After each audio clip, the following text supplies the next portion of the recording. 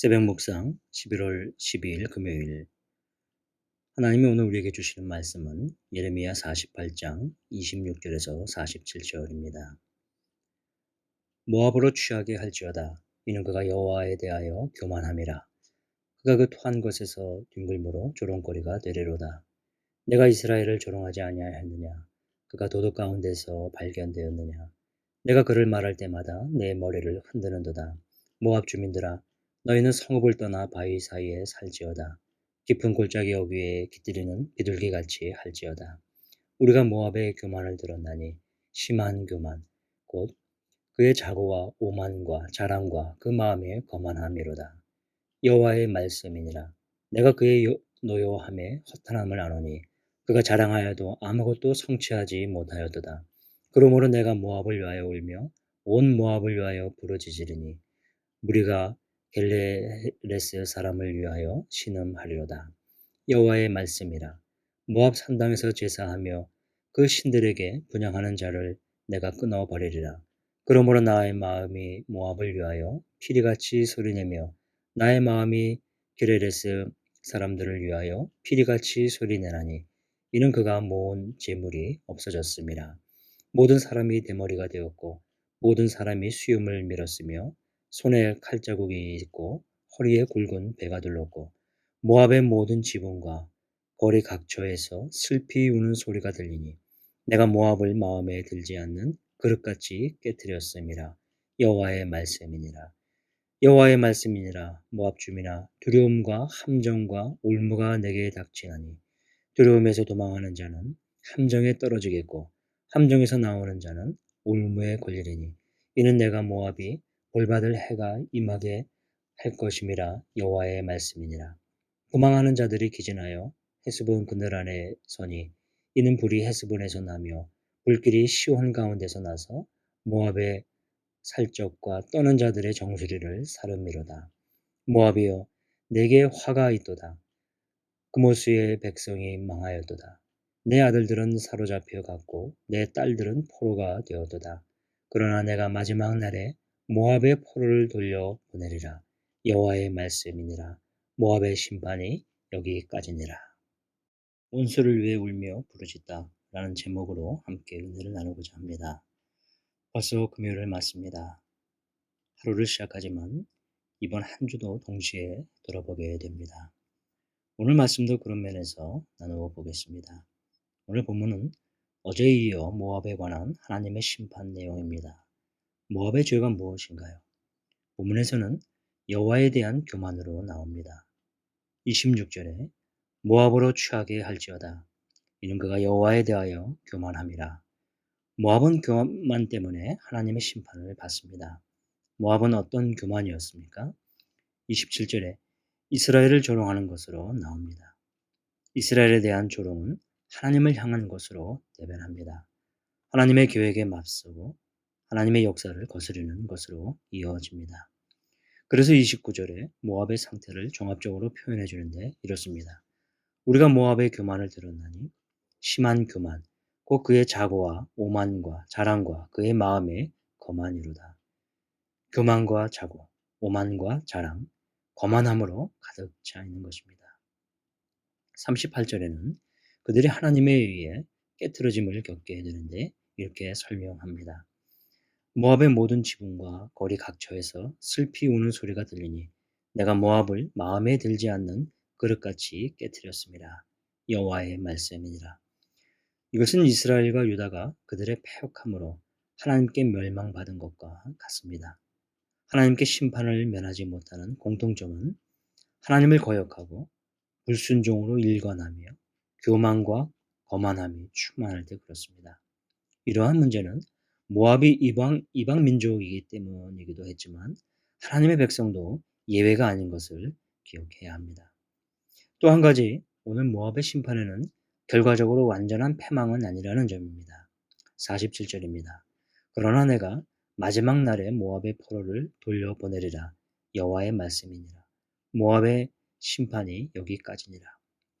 결국에 가서 모압도 하나님께서 돌이키시고 그들을 돌려보내시고 돌아보신다는 것입니다. 하나님의 긍휼하심과 자비, 그 은혜를 헤아리게 됩니다. 이 의미는 하나님 심판은 멸망이 목적이 아니라 돌이킴에 있다는 점을 상기시켜 줍니다. 하나님의 구원의 은혜를 이해할 수 있는 대목입니다. 그래서 오늘 본문에서 주목해야 할 것 하나가 있습니다. 예레미야의 간구입니다. 하나님의 심판의 대상인 모압을 위한 그의 간구입니다. 31절에 그러므로 내가 모압을 위하여 울며 온 모압을 위하여 부르짖으리니 무리가 길헤레스 사람을 위하여 신음하리로다. 길헤레스는 모압의 수도입니다. 모압의 가장 중심을 위해 신음하고 울며 부르짖는 마음이 그대로 전해집니다. 예레미야 심중을 헤아리는 것인데 심판받을 모압을 위해 하나님께 울며 간구합니다.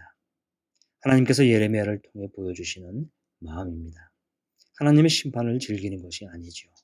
안타깝고 울며 기도하는 심령을 갖는 것입니다. 이것은 목자의 마음과 같은 것입니다. 목자는 자기의 양떼가 그들의 잘못으로 벌받는 것을 통쾌하게 여기는 것이 아니지요. 그들에 대한 안타까움을 갖는 것입니다.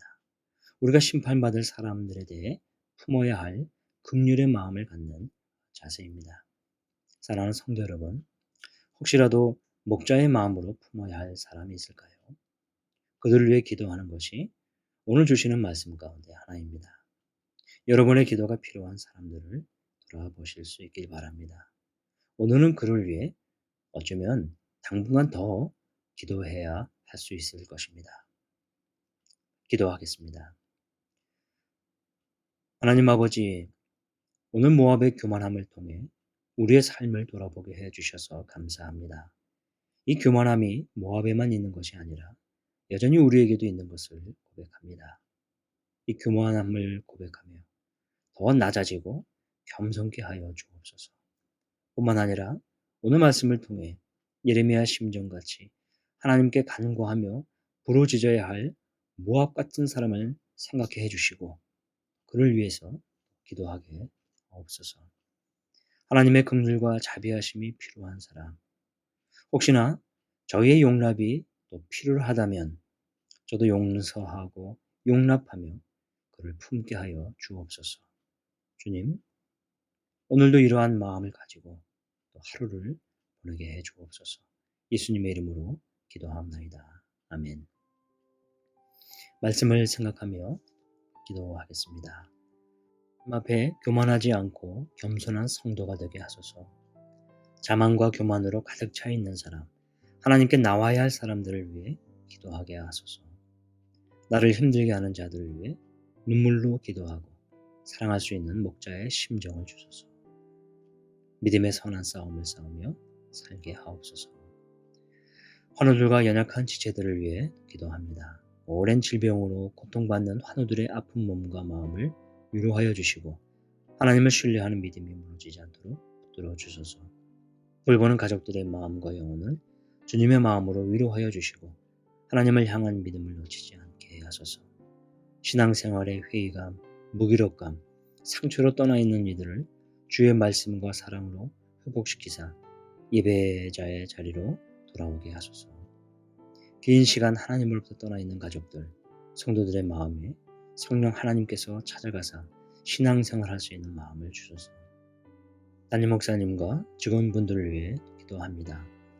박지원 담임 목사님에게 하나님의 은혜와 능력이 충만하여 연희교회를 잘 이끌어갈 수 있게 하소서.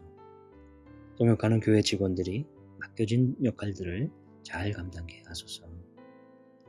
오늘 선교사를 위해서 기도할 때 홍유한 선교사의 사역을 지켜주소서.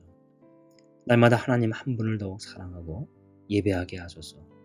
캄보디아 중학생들과 11월에 시작하는 온라인 영어 성경 모임을 주님이 주관해 주시고 살아 운동력 있는 말씀을 풍성히 나누며 영어를 배워가는 시간 되게 하소서. 선교한국 사역을 성령과 지혜로 잘 마무리하고 이 땅의 열방을 품은 그리스도인들이 계속 활발하게 일어나게 하소서.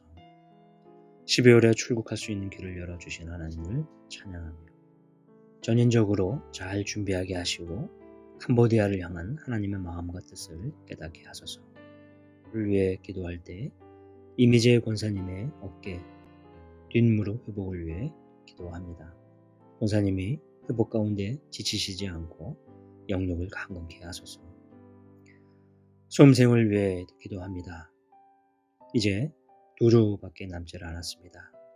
그동안 코로나라는 어려운 상황 가운데 대학 입시를 준비하는 모든 학생들에게 하나님의 지혜와 영육 간의 강건함을 주소서. 우리 이름들을 보시면서 기도하겠습니다.